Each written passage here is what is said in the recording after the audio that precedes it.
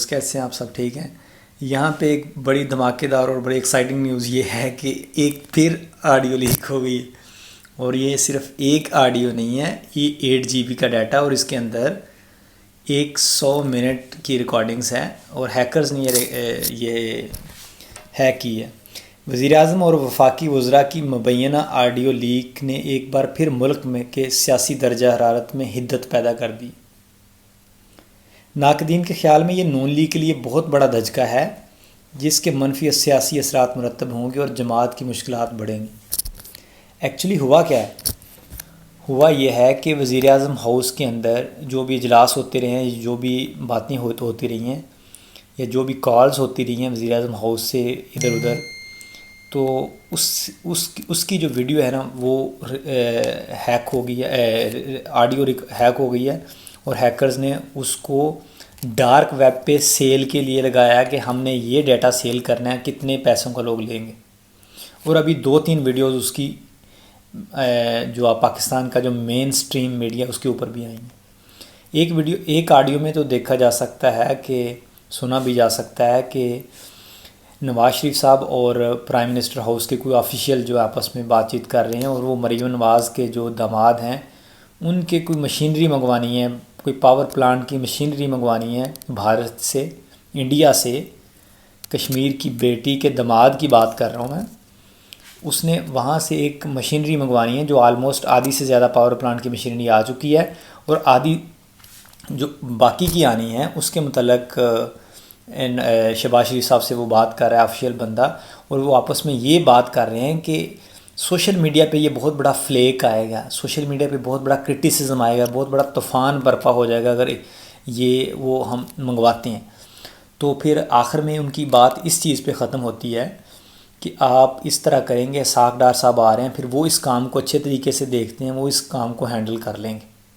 تو یہ تھی جو مین آئیڈیو۔ تو اس کے مریم نواز تو بیچاری خود لوگوں اس کے پاس بہت سے جو ہمارے جو بڑے ہیں، جو ہمارے بڑے مقتدر ادارے ہیں، جوڈیشری کہہ لیں یا اسٹیبلشمنٹ کہہ لیں، اس کی ویڈیوز اس کے پاس تو پہلے ہی موجود ہیں، اور وہ اس کو کئی بار اس کا تھریٹ بھی دے چکی ہے کہ میں آپ کی ویڈیوز ریلیز کر دوں گی۔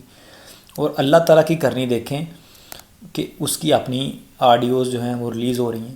ایک اور آڈیو کے اندر سنا جاتا ہے جو وفاقی وزراء کی اور الیکشن کمیشن کے متعلق بات ہو رہی ہے کہ کس کے جو پی ٹی آئی کے لوگوں نے کن کن لوگوں نے استعفے دیے ہیں، کون سے ایکسیپٹ کرنے ہیں ان کے استعفے اور کون سے نہیں کرنے ہیں، یا اوپر سے پھر لندن ہائی کمانڈ کی طرف سے بھی اشارہ مل رہا ہے کہ وہاں سے کیا آرڈر ملا ہے۔ تو یہ بہت زیادہ ذلت نہیں ہے، بہت زیادہ رسوائی نہیں ہے پاکستان کے لیے، ایک سیکیورٹی بریچ نہیں ہے یہ؟ کبھی سوچا کسی نے؟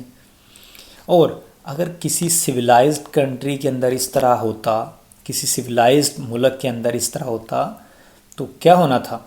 وہاں پہ لوگوں نے وہ استعفیٰ مانگنا تھا آپ کی جو خفیہ ایجنسی ہیں، آپ کی جو مین نمبر 1 ہے، جو ISI کی لوگ بات کرتے ہیں کہ اس کا بھی ذکر ہے، اور وہاں پہ تو لوگوں نے ڈیمانڈ کرنا تھا کہ ریزگنیشن ہونا چاہیے، یہاں پہ ریزائن کر دینا چاہیے۔ لیکن اب دیکھیں پتہ نہیں کیا ہوتا ہے، کیونکہ آج کل مسلم لیگ نون اور اسٹیبلشمنٹ کے درمیان بہت ہی خوشگوار تعلقات ہیں، اور ان کو ایک رومانٹسزم پیریڈ چل رہا ہے۔ تو اب دیکھتے ہیں کیا کرتے ہیں، کیونکہ ان کے وہ اپنے لگائے ہوئے لوگ ہیں، اور اپنے لوگ ہیں، پتہ نہیں اس کے بارے میں ان کی کیا رائے ہوگی۔